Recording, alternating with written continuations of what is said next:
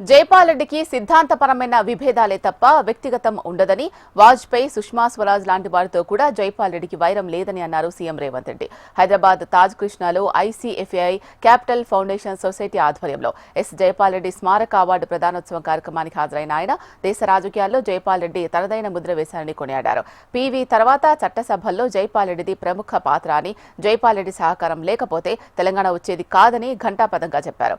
సమాచార హక్కు చట్టం రావడంలో జైపాల్ రెడ్డి కృషి ఎంతో ఉంది అన్న సీఎం రేవంత్ కల్వకుర్తి ప్రాంతంలో మార్పుల కోసం జైపాల్ రెడ్డి ఎంతో కృషి చేశారని గుర్తు చేశారు.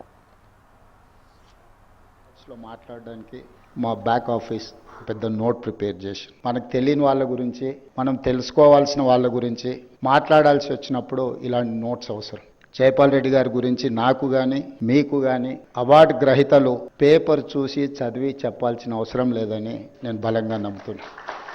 విద్యార్థి నాయకుడిగా, శాసనసభ్యుడిగా, పార్లమెంట్ సభ్యుడిగా, రాజ్యసభ సభ్యుడిగా, కేంద్ర మంత్రిగా వారు వివిధ హోదాలలో ప్రాతినిధ్యం వహించి సుదీర్ఘంగా 1969లో మొట్టమొదటిసారి కల్వకుర్తి శాసనసభ నియోజకవర్గం నుంచి ఉప ఎన్నికల్లో శాసనసభ్యుడిగా ఎన్నికై 4 పర్యాయాలు శాసనసభ్యుడిగా, 5 పర్యాయాలు లోక్సభ సభ్యుడిగా, 2 సార్లు రాజ్యసభ సభ్యుడిగా, రాజ్యసభలో ప్రధాన ప్రతిపక్ష నాయకుడిగా, కేంద్ర మంత్రిగా, ముఖ్యంగా కేంద్ర మంత్రిగా వారు పెట్రోలియం శాఖ నిర్వహిస్తున్నప్పుడు ఈ దేశంలో కీలకమైన అంశాలలో వాళ్ళు తీసుకున్న నిర్ణయం కానీ, ఇన్ఫర్మేషన్ అండ్ బ్రాడ్కాస్టింగ్ మినిస్టర్గా ఉన్నప్పుడు ప్రసార భారతి చట్టాన్ని వారు ప్రజాస్వామ్యాన్ని, ప్రతిపక్ష గళాన్ని ప్రజాస్వామ్యం బలోపేతం చేయడానికి ఉపయోగపడుతుందని నమ్మి విశ్వసించి ఒక బలమైన చట్టాన్ని దేశానికి వారు అందించారు. 50 సంవత్సరాలు సరిగ్గా 69లో వారి ప్రజా జీవితంలో అడుగు పెడితే 2019 వారి చివరి శ్వాస వరకు ప్రజల పక్షాన ప్రజా సమస్యల్ని పరిష్కరించడానికి, ఈ దేశంలో ప్రజలకు ఉపయోగపడే విధి విధానాలను అమలు చేయడంలోనే వారు కృషి చేసిండ్రు.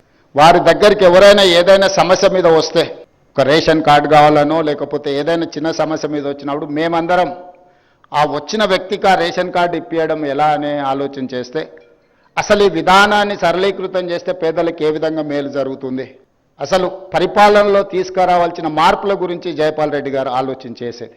కల్వకుర్తి ప్రాంతానికి ఈరోజు విద్యుత్తు అందరికీ అందుబాటులో వచ్చింది. కరెంట్ అనేది పెద్ద ఇష్యూ కాదు ఇప్పుడు.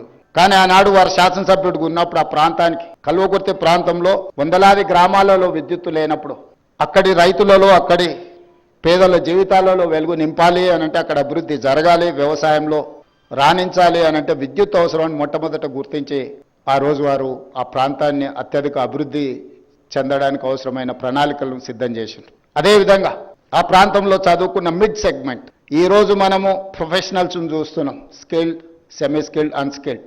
ఈ అన్స్కిల్డ్ సంబంధించిన ఆ రోజుల్లో రైతుల కుటుంబాల నుంచి వచ్చిన విద్యార్థులను, నిరుద్యోగ యువకులను వాళ్లకున్న పరిజ్ఞానం మేరకు వివిధ డిపార్ట్మెంట్స్లో ఉద్యోగాలు ఇప్పించడం వల్ల ఈరోజు ఆ కల్వకుర్తి ప్రాంతంలో చాలా కుటుంబాలలో ఒక మార్పు వచ్చింది. ఇలాంటి మార్పుతో పాటు వారు గొప్పగా చట్టాలు, శాసనాలే కాదు గొప్ప వక్తగా రాణించడం వల్ల వారు ఉత్తమ పార్లమెంటేరియన్గా, he was an youngest parliamentarian, he has received best parliamentarian award from south.